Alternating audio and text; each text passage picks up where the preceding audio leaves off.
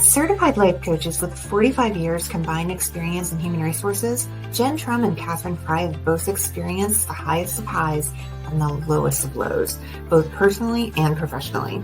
And what they each know to be true is this: our mental, physical, and emotional health are the essential building blocks in order to thrive and shine in the field of HR.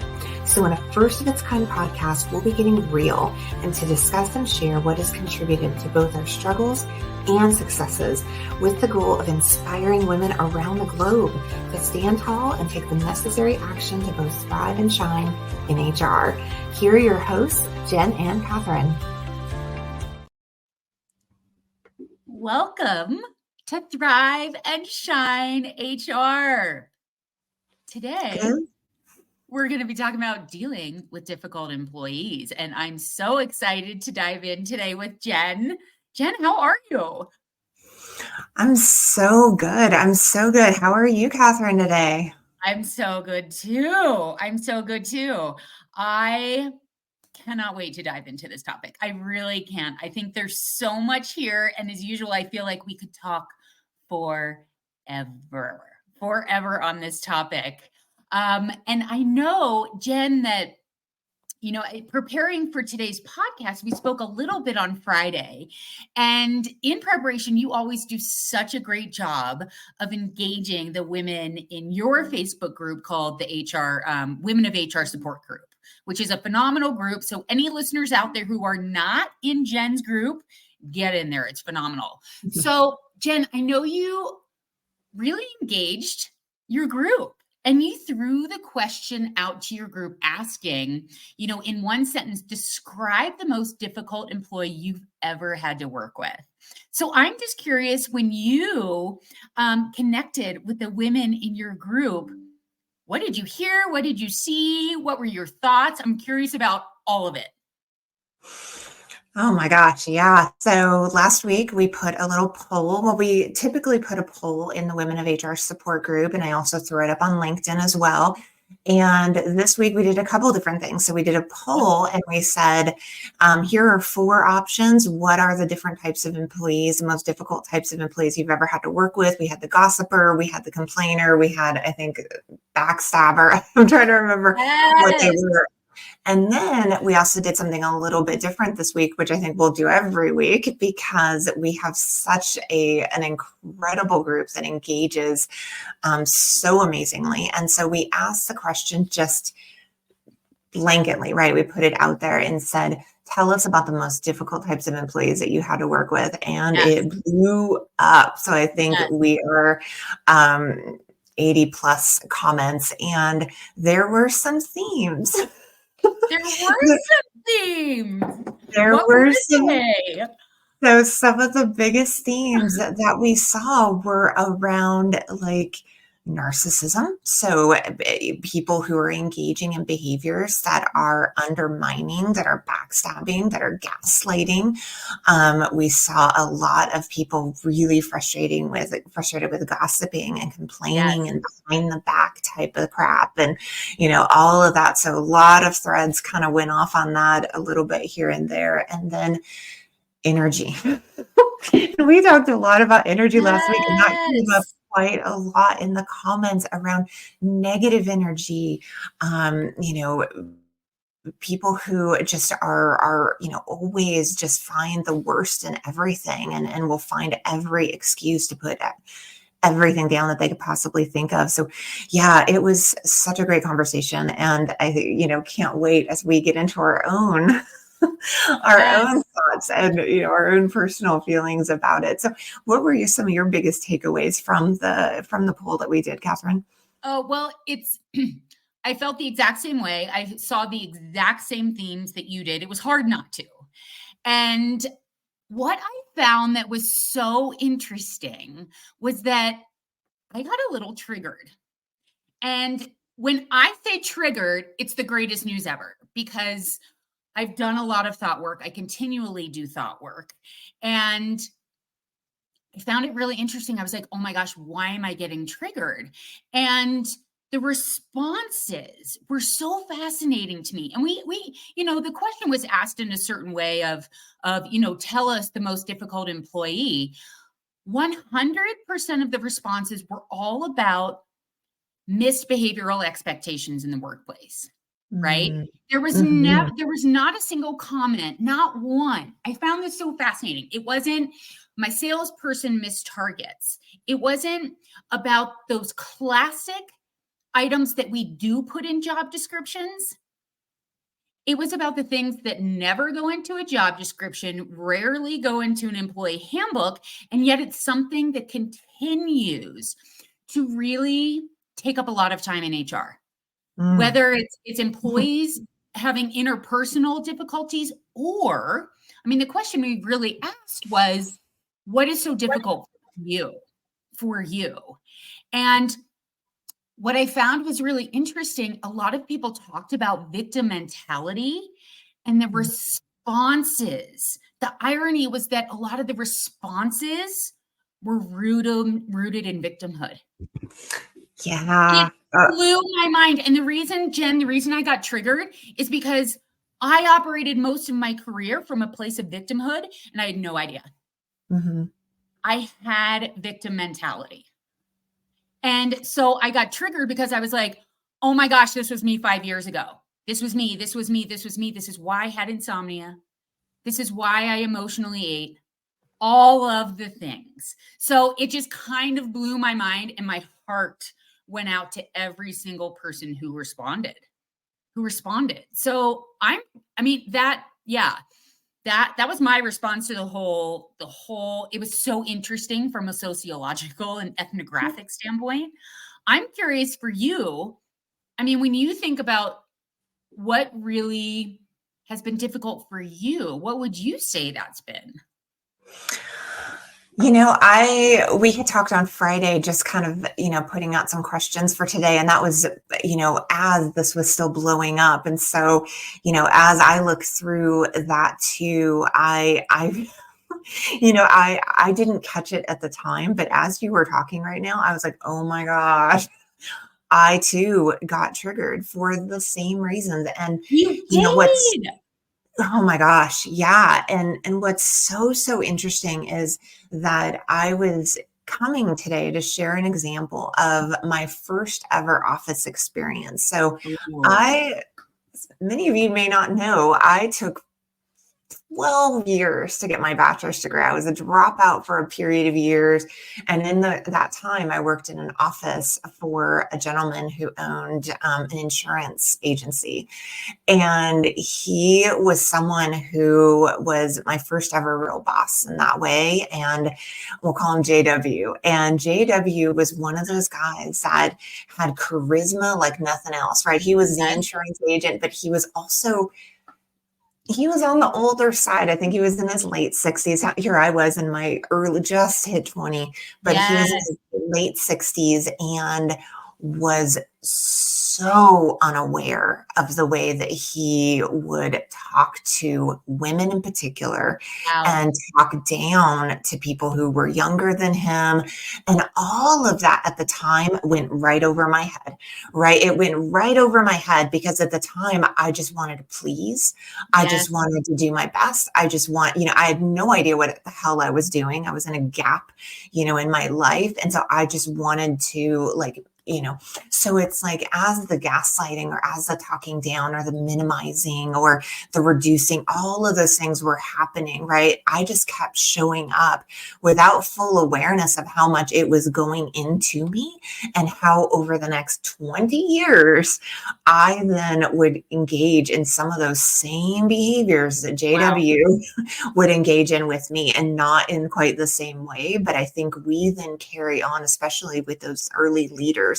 So that to me was the thing that blew my mind as I was thinking about this and I was going through those comments and I was kind of internalizing it myself. And I said, wow, I became JW for like Whoa. years and years in these different ways that I would carry myself because it worked, right? The charisma, the sometimes talking down, that victim mentality, all of those things I think were behaviors that I carried with me. And so as now I'm looking back on that younger self, I was seeing it all over the comments.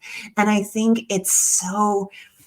I think it's really, really powerful now to be, where I am. And I know you feel the same way, Catherine, to be able to look at that with so much compassion and say, oh Oh, my gosh, yes. yes, that's exactly how we feel. That makes so much sense. So It anyway, I kind of went full does. circle on it, but like that first experience in that office environment set the foundation for me in so Wow. many subconscious ways that it's wild now to look back on it. And it's very empowering at the same time. I mean, my mind is blown because of what you just shared. I had this very strong visual going in my head. And I started reflecting. I mean, I could like see you with J Dub. I could see you. And it's so true that we learn so much from the leaders that we work with throughout our lifetime. And I just find that Mhm. so fascinating. And of course, I'm flashing back to my early years of working in a basement without windows. And my office was off of another office. So I was, quite literally in a basement. And I recall a male coming into the HR office and closing the door. So we were in a remote part of the building, and I felt very, very, very, very, very trapped. So it's just interesting that you bring up the dynamic of, an older male and a female. And I do recall somebody else. I have a couple of Facebook groups as well. And I asked a similar question, and one of the women in my group talked about, just derogatory statements made by a male in her early career. And especially early on, especially in our youth, we don't understand. Most women I know, it's that people pleasing. We're new to the work environment. We don't necessarily see and understand how we can show up, in our womanhood, in our femininity. It's just an interesting time. It's a really interesting time. So it's so funny. I mean, as usual, this conversation just goes in so many different directions that I can never anticipate, which is always so fun. Always so fun. I'm curious if, when dealing with difficult employees, have you seen themes in your career that aren't necessarily getting better? I mean, are there certain aspects that you're still dealing with that you've dealt with your entire career, in other words? Yeah, I mean, I definitely would say so, but I also truly am always an optimist at heart and believe progress is always being made. Oh, I And love so that. I'm one who's always going to say yes and. I love the Right. yes and. Great book. I have it on my shelf. Great book. But it's so true for me. I think there is so much progress and yet so much opportunity, especially when it comes to how we can really, I think, learn from ourselves. And Ooh. so the piece that you really brought up and that we talked about earlier about the self-awareness that we've gained over our years in HR and just in our years of being human, right? Like, and how we're showing up and how we can check in on ourselves and say, is this really how I want to be?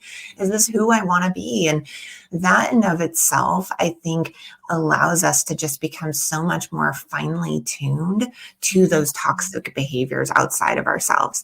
And I think that, like, for me, that has been by and large the greatest shift. It's like I can stand up on a pedestal and I can talk about, like, act this way and do this and say this, but it really truly was not until I started walking the walk in my own life, like, Oh, I love that. Yes. radically, right? And Yes. being very honest with myself about how I was showing up in integrity, that it began to shift. And now I just don't have the tolerance for it. I'm going to, love you, and I'm going to try to, like, challenge others in terms of their behavior. But at the end of the day, we have to own our own. And so that's, yeah, I think that that's kind of where it's been for me. And I think it's been around, like, this idea of, like, no drama, no drama in No my head drama. first, right? To make sure that I am showing up so clear-headed and there's no drama, that then I can make sure that whatever this chaos is that's going outside of me,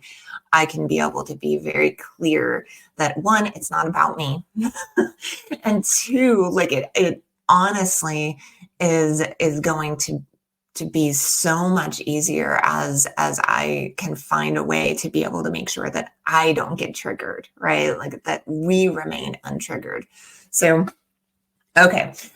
I'm always finding these ways to bring it back to ourselves, but it's, there's no other way for me. I don't Yeah. know any other way. So I'm curious, what about you? What have been some of the patterns, the reoccurring things? What have you seen come up over and over again that you feel like we're continuously having to address? Well, I think it's really interesting because I do believe that we continue to have things show up in our lives that we haven't quite learned, that we haven't dealt with, that we haven't overcome. So I find it really interesting, when you just mentioned it's always coming back to ourselves. I think dealing with difficult employees, our power move is knowing the power of our brain, understanding our brain, understanding that our thoughts inform everything. And when you talked about, sorry, I'm not answering your question because I just have, you just really like blew my mind and you got my mind spinning in a way that I think a lot about our power move in HR is to get out of our mind drama, to really separate fact from drama. Is something true? Is it really, really, really, really true? And Mhm, I think as HR practitioners, when we not only take that theoretical knowledge, yeah, I know I need to do that. I know I need to stay, true to fact, but actually apply it, that's when the change starts to happen. And just like you were saying with compassion, compassion's a skill. So I think as HR professionals, as HR women, as HR leaders, any HR human being, I think it does come down to that's where our personal power is. That's where our HR power is. mhm, To finally answer your question, for me, I think what keeps coming up, and we saw this in the comments, is the gossip. In fact, this just happened with a client of mine last week. I actually did a rather large training for an organization. And after the training, this happens a lot. There will always be haters, so to speak, right? And there was one person in this training who had certain things that they shared in the training. They were just, if I were to say alcohol really doesn't help our mental health, this person would then say, well, alcohol really helps with connection of employees, right? So some people in that training got triggered. They thought this employee was difficult and they started spinning out, right? mhm, As mhm, opposed to really staying focused on the training, they got frustrated. How could this difficult employee derail the conversation? And as opposed to going to that employee and having a conversation and understanding that employee's why. Where's mm, that employee coming from? What's going on with that employee? I had several people come up to me afterwards, and I'm just gossip, right? It's gossip. When we're talking about somebody and they're not present and we're not going directly to the person with compassion, with empathy, and saying, tell me more about that comment. What did you mean about that comment? And really taking the time to understand. I think that's one of the most valuable skills we can have as an HR person to very first like you were saying, it's not about us. It's mhm, never about us. Whatever that difficult employee is saying or doing is a reflection of them. So finding out, realizing it has nothing to do with us and going directly to that person. That eliminates the gossip in the workplace. It also eliminates a lot of drama. And it's about understanding that that person is just doing what they've probably always been doing, right? I don't know. I found it really, really fascinating, and no judgment. It's all about just stepping into our curiosity 100% at a time. Curious about ourselves, like, oh, this is really interesting. Like, I think what bothers us, what we find to be most difficult in employees says much more about us than about the quote unquote difficult employees. What our minds are saying says so much more about the work we have to do. I think triggers are a great thing. It just shows me that I have more work to do. It's like an aha. It's like, oh, there it is. As opposed to, oh God, it's like, aha, there it is. I just went way off on a tangent. Again, I'm sitting here just so loving you right now. It's so funny. You're like, I'm off on a tangent, and I'm like, girl, it's preaching right now. Like, I know this I think is exactly why, you and I work so well. And I think this podcast works so well is because at the end of the day, it's about like our humanity and about like really being able to like come to a place where we can understand how we could become so much better humans by utilizing these skills. Because the example you gave is something that has come up for me and come up with every other HR person hundreds of times, right? Where we are brought a situation that is clearly gossip, that's clearly talking, about this person behind the da da da da. And rather than going to the source, having a really challenging, probably uncomfortable, it's going to take some courage conversation, right? We're going to do the easy and safe by going behind the back and, making drama. So it's like what you hit on, I think, is something that I think us in HR, we struggle with, right? Like I love y'all. I love myself, but I also see it so often that it's something that we struggle with ourselves because of how uncomfortable it can be at first. Like you had said, in that situation, it's not really that big of a deal, right? Like, but yet these triggers that happen are really those cues. And the more that we can have the courage to like be curious, right, of those cues, the more, that we're going to really see, oh, okay, I see now. I actually, right, that I got a little bit triggered in that too, right? Like the gossiping and those types of things bring back something from me. So all of that, I think, is, it all is related. And when it comes to dealing with difficult employees and how we can become superheroes, of our own world when it comes to difficult employees, you absolutely hit the nail on the head. So I really appreciated that answer. And I second, third, and I think, everything right back that up, and everyone listening, I think, can relate to it, because at the end of the day, that's exactly what it is. When it's gossip and people do not have the courage to be able to address it straightforward, those are the triggers worth investigating. Absolutely. Absolutely. And I think the other big point is that no one's broken. We're not broken as human beings. The people coming in our office aren't broke. There's nothing wrong with anyone. It's just our brain. You hit the nail on the head. The brain does things and works in a way to keep us safe. It's our amygdala. It's our primal brain. So the less we judge our own brains, well, I'm just trying to stay safe. I don't want to have this conversation. I'm a people pleaser. I tend to sweep things under the rug because, I just don't want to deal anything because I don't want to make a mountain out of, all of what they are excuses that keep us safe. We just have to look at those with curiosity as an observer and then decide, are we exacerbating the situation? Are we judging? Or are we actually helping? What's going to move the needle to actually help all humans involved, including ourselves? I don't know.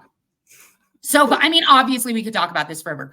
I'm also curious, like, because you've been in HR for so long, you have such a fascinating history of where you've gone, what you've done. And I'm curious if there are any themes that in HR, dealing with difficult employees, that you no longer have to deal with. Like, was it something early on in your career that no longer even comes up in terms of dealing with employees? Has something shifted in you or shifted in the profession that you've seen the needle move, so to speak? I've definitely seen the needle move for myself. And I think, I certainly don't want to, repeat, things that I've talked about before, but I think coaching for me has been the complete game changer. And it's like, I can preach and I can say all the things about it, but I think until people experience it themselves, it's just going to sound like words. But for me, it has been life changing in every possible area of my life. The more that I have become more aware of myself and the way, my triggers would come up for me, and how then I could become so much more intentional in my relationships and how I engage with others in the world. And so I think what I've seen for me over the past, I got certified as a coach in 2021. So it's only been 3 years, but I think it was, April 2021. So I'm almost at my 3-year mark. But it's wild because when I first got certified, I was still working in HR, and then I took a break from HR to do coaching, and then I came back to HR. Yes. And I know I've shared this with you, but when I came back to HR, it was this cloud was lifted, and I just was able to kind of see things so clearly without getting caught in my own head about who I needed to please and how I needed to, all the drama, I think, became quieter. And I was just able to focus on the here and now. And I was able to walk into situations that were so much more like challenging for me before, and I think part of that is just that courage to get curious, the courage to say, well, wait a minute, what is that? What exactly is causing me to feel uncomfortable, to doubt myself, to worry, to have anxiety, right? And so all of these emotions that I had been feeling as a human, by going through coaching, little did I know that getting certified was then going to actually help me as a human in being able to address the worry and the anxiety. So I think just as an HR professional, I would say the more that we can do to do that self-work, the more that it's going to serve everything in our lives. And the more that those clicks happen of awareness around that for each and every one of us, the more that our workplaces and our organizations and really society as a whole is going to see the shift. So I truly believe, and I know I've shared this with you before, that I believe that the HR profession is like such an underutilized superpower in so many ways. And I know that it's us, right? It's us. And we, each and every one of us, have the ability to be able to make such a massive impact. We just need to believe. So that is where, I've kind of transformed myself. And now I'd show up with this vision to serve, not with like an arrogance and not with an overconfidence, but because of a belief in myself and a belief that I know that I'm worthy. I know that everything that I'm putting out there is with good intention. I'm gonna say one last thing and then I'll wrap it up. No, I was so listening to I was listening to Jay Shetty's On Purpose podcast, and you know how much I love Jay Shetty. That's like, we love Jay Shetty. And he had Ed Milet on. My first time ever listening to Ed Milet was on Jay Shetty's podcast, and now I'm obsessed. And Ed Milet was talking about how, in our lives, if we are not intentional about the energy that we're putting out there and the energy that we're surrounding ourselves in, then we are going to get absorbed by our environment. And I think in HR, what we don't sometimes realize or we're not fully conscious of is how much we've become absorbed within our environment rather than being able to be truly conscious of the energy and the opportunities that we have by putting our energy out in the world. And if it is not serving us in the way that we can see how, yeah, our potential, then we need to be we need to make changes. And so yeah, it was so beautiful just to be able to recognize how much strength we have when we can tap into it within. So I went way off on that, but I'm I just so I go think ahead. that's the thing. I think when we experience such profound life changes, when we and maybe this is the beauty of getting older. You do have this wisdom, and I remember being younger sort of rolling my eyes at people thinking, oh my gosh, what is this wisdom people talk about? And it does happen. And if you welcome it, if you allow it, certainly certain people go through life stuck in that survival mode versus that thrival mode, stuck Yeah. in the rumination, stuck in that victim mentality, stuck in that blame and shame. And that's fine. That's people's prerogative. It is what our brain is designed to do to keep us safe. There's a reason we've got that narrative going. But it sounds like what happened for you is you were able to just pop out. You learned so much in coaching school, so to speak, that you now approach HR in a totally different way. And would you say, like, you're happier? I mean, how would you describe it? How would you describe that shift? I'm just super curious.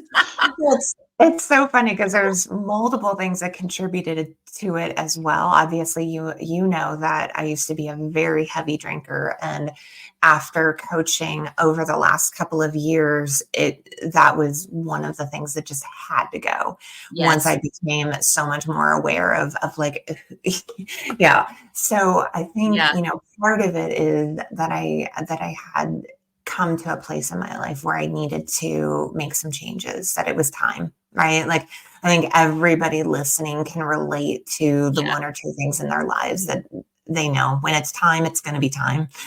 Yeah. I'm not going to judge, but we know those things, right? And so Yes. that's what it was for me. It was like, the coaching, but then it was that, and it was also some toxic relationships in my life, and I Mm, really got to a place where I just became very, very intentional. And so in the times that I had left my career at Dutch Bros and was doing coffee or doing coffee, doing doing coffee. coaching, Doing and I coffee. was coaching, I think that, and as you know, like the more that you help others find themselves, to really understand themselves, to like really become like so embracing of their most authentic selves, that's where, I think we have the greatest gift that we can ever give in the world, is to be able to see someone else like shine. And that then, as I'm now kind of back in this HR role, I can now look at every single person that I have the opportunity to get to work with each and every day in that way, right? Uh, Like, that I'm not trying to change anybody or anything like that, that I'm going to pour everything that I can into everyone, because why not? And then I'm also going to hold them very accountable for their actions and behaviors, with love, with compassion. yes. Like, all of that, I think, is just easier the more that we can get out of our own head, the more that we can step out all of that drama, and then we can just show up with pure loving intention. That's all it is for me now. And how simple. And how How simple. simple. And yet complex if we don't actually apply it. I think that's the difference. You actually, going back to what you were saying earlier, you now walk your talk. You know you figured out what works for you, and you do it, and it's working. And I Yeah. love And it. Yeah, and I think, for you, like, for someone who has that opportunity to be able to serve and give back to so many Yes. others in the field, Yes. right? Which is like my passion, which is why we're here right now. But it's like, I think that, tell me, for you, like that progression of like how you have been able to now help people with their, with the draw, like how does that help as you've grown and evolved to be able to like serve at a different level? Have you seen that shift as well? I've seen it shift in so many ways throughout the years. What keeps popping in my head, I giggle about it a little bit. Back in the day, it was what we dealt with was a quote unquote hostile work environment. Do you remember that language of hostile work environment? Those words are Yeah. no longer used. Now it's bullying, it's toxicity, it's narcissism, it's micromanagement. I mean, the words keep shifting, but the issue is still the same. It's the behavior, it's the human behavior that we are judging. And I Mm, think the way we get out of our own way is the antidote is developing that skill of curiosity. And that's been huge for me and has also been a huge skill that as I watch my clients develop that skill, they show up differently at work. They're happier, they're more impactful, they're more inspiring. And I think the other thing, I guess the other habits I've seen shift in my life. I also no longer drink alcohol. I'm alcohol free. I noticed that, and one thing I've learned about habit change is if there is a negative consequence on the end of your habit, that's when you know that it's an issue, that it's a bad habit. So for me, if I were to drink, I'm going to have a glass of wine to deal with this difficult employee in the workplace. Woo, I just need a glass of wine to relax. For some people, that's not a big deal. If you don't wake up with a hangover, if there's no negative consequence on the end, if you don't hit the snooze button, then great. You're probably not a problem drinker. For me, I was always a little fuzzy. I didn't like that. I wasn't able to just be that best HR practitioner. So that's when I knew that, okay, here's an issue here. And I also, my rumination, I'd wake up at 3 a.m, I'd have insomnia, and I knew that that was an issue. That was a habit that was a result of me not knowing how to deal with difficult and problematic employees in the workplace. I was always ruminating about people and situations in the workplace. And I also was an emotional eater. I just would love that blood sugar spike. I would love getting, the feelings that escape through sugar. It was sugar for me. I would go to the cookies. I would go to the cakes. So it's just really interesting that I no longer have to resort to those forms of escapism, which is really, really cool. And going back to what you were saying, I don't know. I see and approach my work very differently in a much more healthy way. And I too don't, I've had to do a lot of work not to take things personally. And once you get it, you get it, you can't unsee it. And it's one of the most empowering things ever, I think.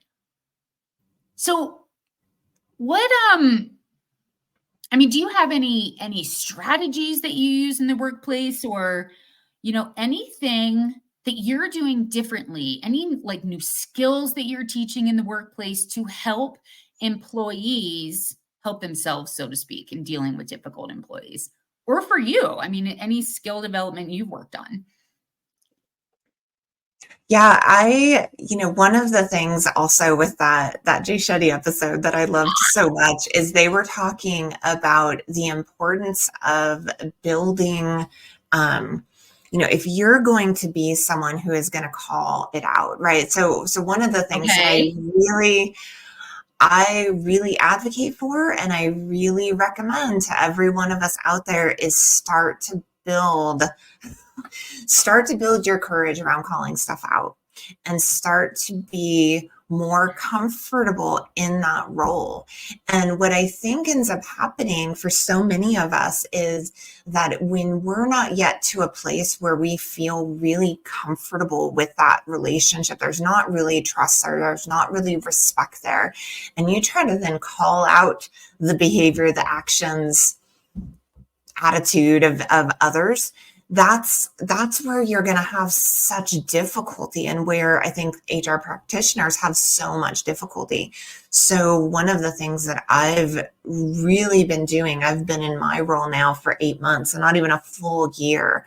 Oh, wow. And being totally transparent with you, other than fires that I'm addressing in the moment, the deeper behavior, attitude, mindset issues have been something that have taken time.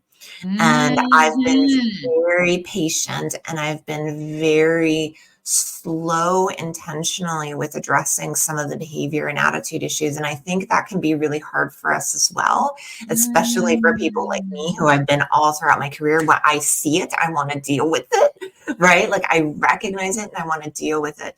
But if we're not really aware at like a real core level around that type of relationship that we might have with another individual, and now we're calling things out just because we see it and we know it, now we're jeopardizing the possible respect and trust within that relationship. And I think us being really honest with ourselves in that place, the opportunity to be effective is like exponentially more when I think we're showing up with such like honest intentions, because we recognize that relationship is ready for it.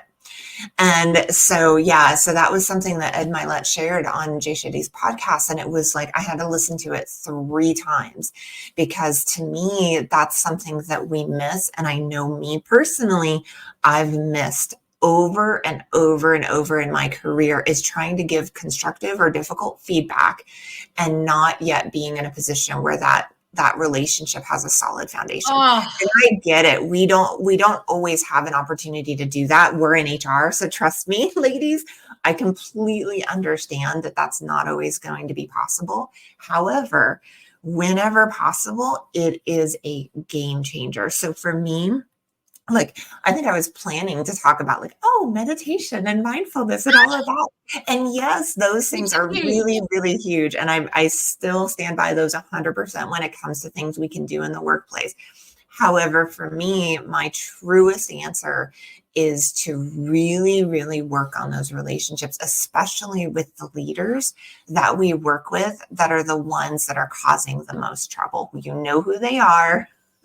Those are the ones to become curious with. And I think what you had said earlier about curiosity is exactly it. So combining the two, that curiosity with that foundation of that relationship, I think would be an absolute game changer for anybody out there. Katherine, what about you? Well, it's funny because it's so interesting how you brought up walking the talk earlier. It sounds like you don't just talk the talk, you now walk the talk. You go about things differently. Mm-hmm. And as opposed to saying, well, we need to develop the skill of curiosity. We need to develop our thought intelligence, which to me is the precursor to emotional intelligence.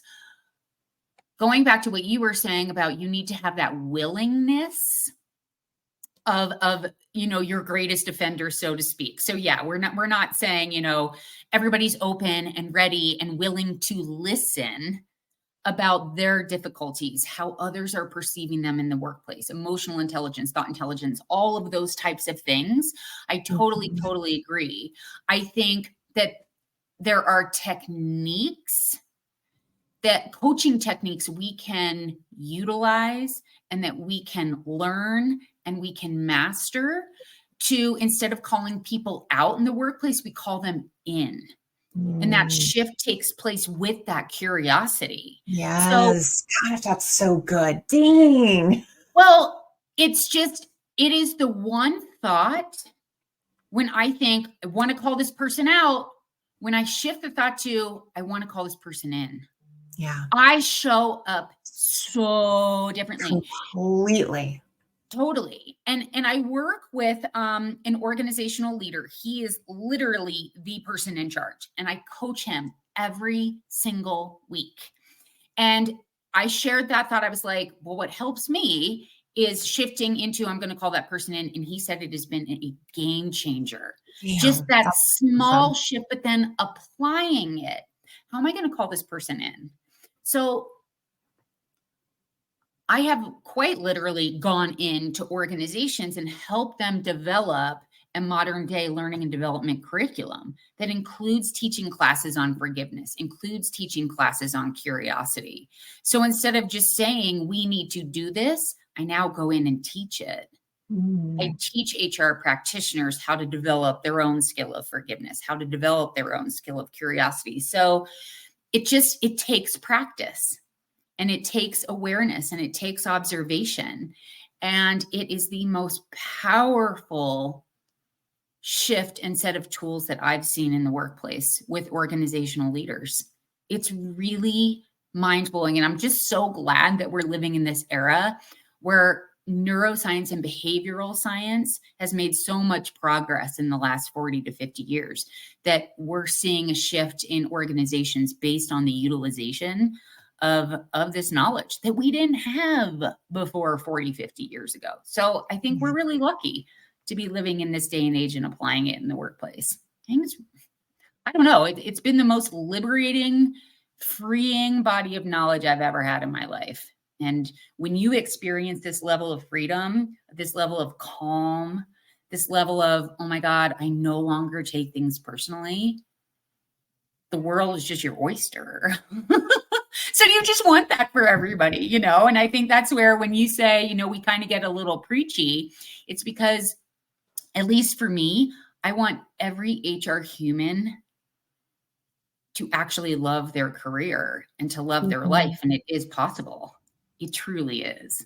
If it's possible for me, that over drinking, overeating insomniac with general anxiety disorder, it truly is possible for any. I really believe that. I really, really believe that big shifts can be made. Huge. Oh my gosh, that's so awesome. I mean, I feel the Making same me way. laugh. It's it's so funny because it's like if I even looked back on the person that I was 10, 15 Oh my years ago God. Right? and the person that I am now, it's mind-blowing. And I'm so grateful for it. And I'm so grateful for you because it's like, here's how I know how well matched we are. I just feel like we just spent 47 minutes vibrating at the highest frequency. We just like nailed some amazingly powerful topics. And at the end of the day, the topic today is dealing with difficult employees. And I think, you know, when we're really being honest with ourselves, there is so much difficulty outside of us. But when we start to reflect more from within, we are going to be able to just nail this toxicity that's outside of us in a way that I think both of us in this conversation, Yeah. clearly we can see have blown our own minds, right? Yes. And I think Yes. blowing our own minds is now something that I think we should all aspire to. Yes. Yeah. And and I love that we, you know, at the time of this recording, we do this every Monday live, 8 o'clock Mountain Time, 7 o'clock Pacific. What is that? 10 o'clock Eastern Time. And I really believe that spending this time with you every single morning is setting the tone for the rest of my week. You know, as you just said, we're operating at that higher vibration. And Mhm. for me, that really impacts the rest of my day. That impacts the rest of my week. And I just hope that it gives some inspiration to all of our listeners that how we show up and our power move is all in our brain. That really is, we can't always change our external circumstances, but we can change is our approach. And we can start approaching HR in a super empowered way. So, Jen, thank you so much for the wisdom you continue to impart. I love your articulation of everything. You inspire me every single Monday. And I'm so grateful to have this time with you. So thank Oh you. my gosh, thank you. Like it goes right back to you. And again, this is exactly why I think that we are so destined for this. I feel the same way starting off Mondays with you, with Yes. this podcast, having such amazing conversations that continue to crack me open. There is nothing I Same. would more want to do. So, I know. oh, I know. well, thank you. Now, next week, do we know what's coming up? Asking for help is the essential HR skill. Asking for help. Asking for help. So how do we develop that skill, especially when people are constantly coming to us? How often, if we're really being honest with ourselves, do we neglect to ask for help as HR people? So that's what we're going to talk about next week, which I think Look- is huge. Looking forward to it. Me too. Me too. All Well, right. yeah, thanks, Jen. And to all of our listeners, just remember every single day is a great day to thrive and shine in HR. We'll see you next week.